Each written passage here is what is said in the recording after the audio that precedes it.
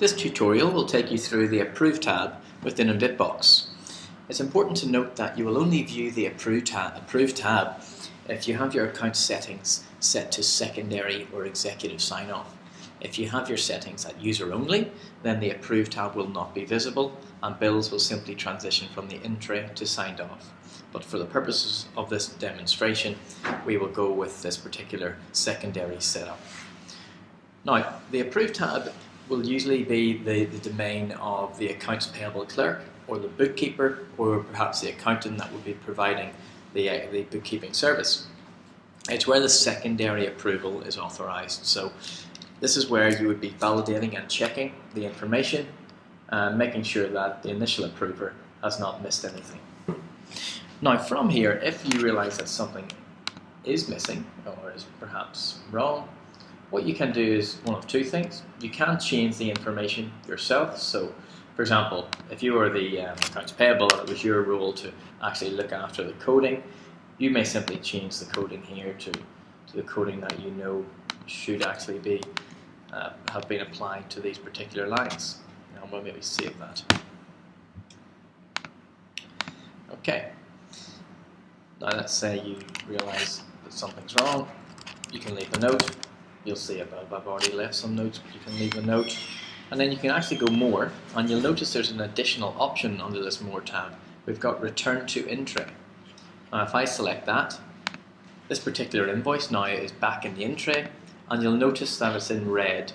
So the user at the in tray knows that it's been sent back to them, along with this note. You can see the note icon, and then they can make the relevant changes, and then they can leave a note to say the changes have been made, and they can reapprove this bill back to the Approve tab. So you can transition bills back and forth, and the idea is that you can communicate between the AP and the approver at the bill level within Invitbox, and you can always see the notes.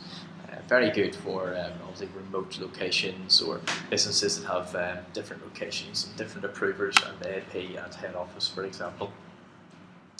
Now, if we go back to the Approve tab, like the in tray, you can edit any of this detail at any stage.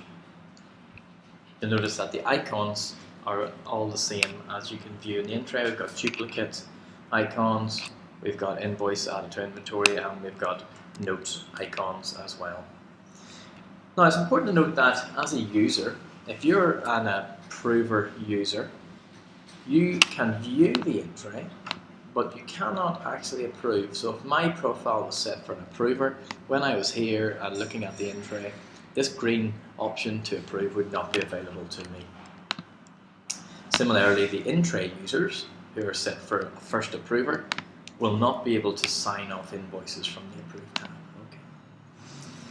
So once all the relevant changes have been made, GL coding for example, and as an AP you're happy with the data that you've got and you want to send this information through to your accountancy software, you very simply will click Sign Off. And you can sign these off one by one, one by one, one by one. Now you'll notice that I just signed off an invoice that had a duplicate icon. So do take note that duplicate will flag to you, but it does not prevent you from sending the invoice through to the accountancy software.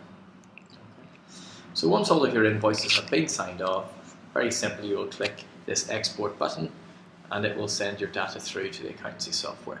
For more detailed information on the sign off and export process, please refer to the separate tutorial on the Signed Off tab. I'm just going to return some of these to the Approve tab.